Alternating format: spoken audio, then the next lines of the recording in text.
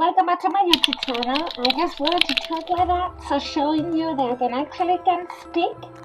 I can see through both of my eyes, and I can also breathe through the nose and also through the mouth. Let me take this off and talk a little better. Well, now it's better. So after so many years of requesting me to do the Nurses of the Silent Hill video game, here it is. Today we're gonna be doing this mask, which works really well and fits my face perfectly because I did it, as you were gonna see now in the video, using my model face. So my face model, this is my face in a model, and I create this design. I saw so many of these nurses, they have so many different designs. They have some of them, they are completely bandaged with no blood in it and didn't show anything. Some of them, they show a little bit of blood. And I saw the Ellie Max video, and she created these kind of wounds coming up from the eye, and I thought that was amazing, and I wanted to give it a try. And that's it. I don't think I have so many things left to say, and let's get started with the tutorial.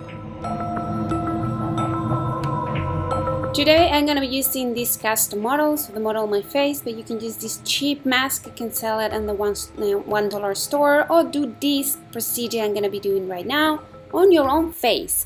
This is the face, the mask of I'm going to be creating is going to be the base, the first one. I'm going to first of all add in a little bit of just clear Vaseline so the plaster doesn't stick into my plaster model on my face in here. You don't need to do this if you're doing this into your face, okay? So I'm gonna be using these plaster bandage. I'm gonna be wet them in just water and place them around my face and making sure I create a smooth area. That way the plaster will create one solid base, and that's what we're looking for. I'm gonna be applying all around my face, leaving just holes to breathe under the nose and also on my eyes. The rest needs to be covered.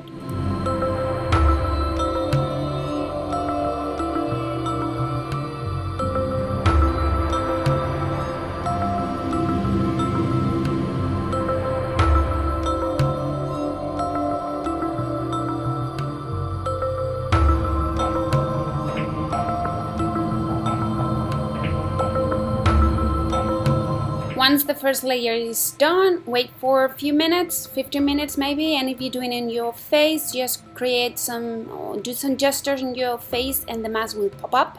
And now I'm gonna do a second layer, just thinner, to make sure I have a very steady base for the rest of the mask, and make sure your cat doesn't drink the water you're using for the plaster. And I'm gonna let it to get dry, and once again it dries quite quickly.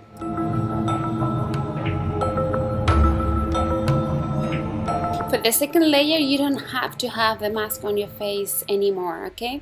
So now I'm gonna be creating the actually bandage effect. So I'm gonna be taking longer pieces of plaster bandage, and I'm gonna be placing in one direction, making sure I don't smooth the surface of this bandage. So I wanted to show actually the texture of this bandage, okay?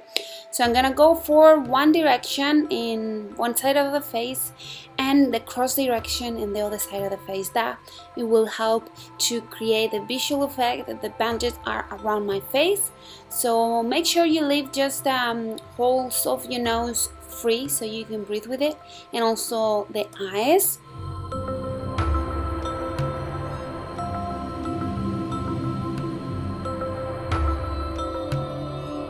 For the worms part, I'm gonna be taking smaller pieces, dipping in the water and twist them, and then placing around to create kind of the worms going out from this hole, making sure you still leaving a little bit of a space so you can see through. And when you are ready, just let it to get completely dry.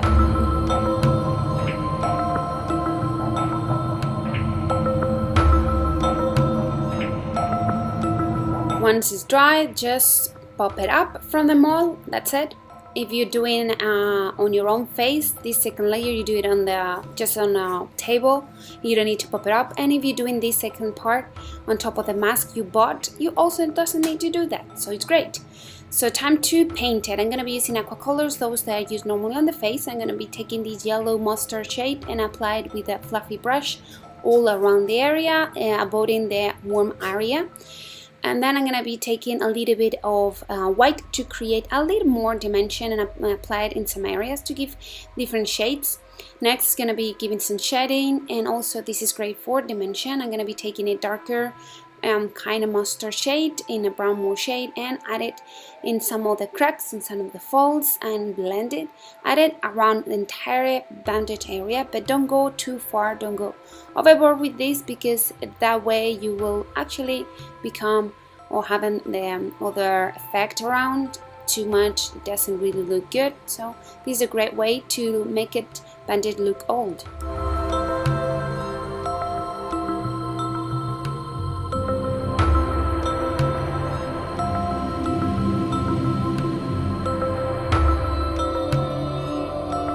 Now it's time to paint the worms. I'm going to start also with the base color in a very vivid red all around it. I'm going to make sure this red blends toward the mustard I use, so I'm going to be blending the outer part with a fluffy big brush. Now I'm going to be mixing in brown, red and also black and blend it into the smaller areas, more the deep areas.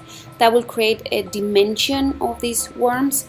Last touch is going to be adding a little bit of clear Vaseline, the same I use for the base of the mask, to give a little more dewiness to this area, a little bit to get dry.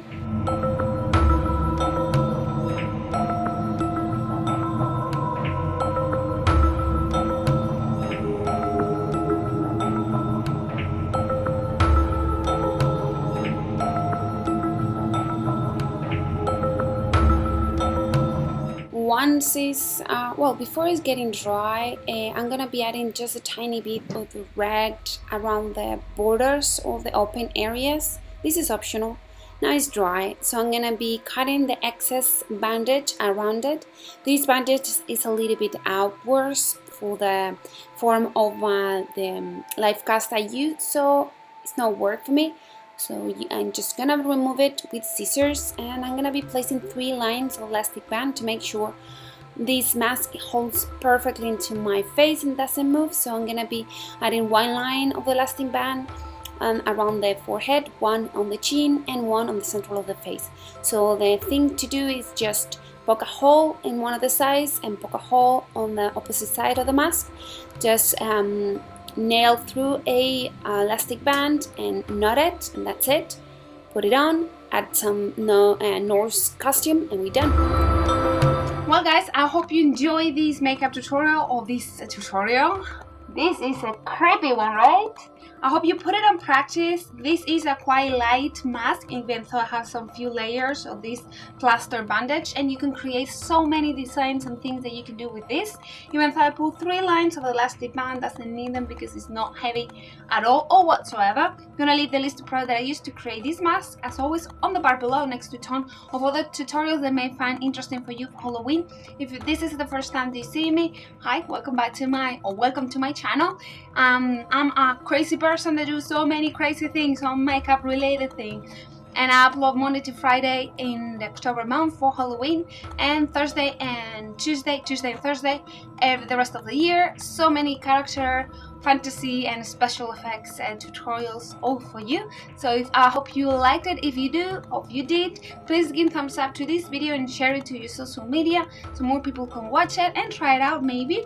Yeah, there you have the previous tutorial and my social media, and as always, thanks so much for spending some time with me. Leave me a comment with which makeup you want me to recreate. Be happy and see you next one.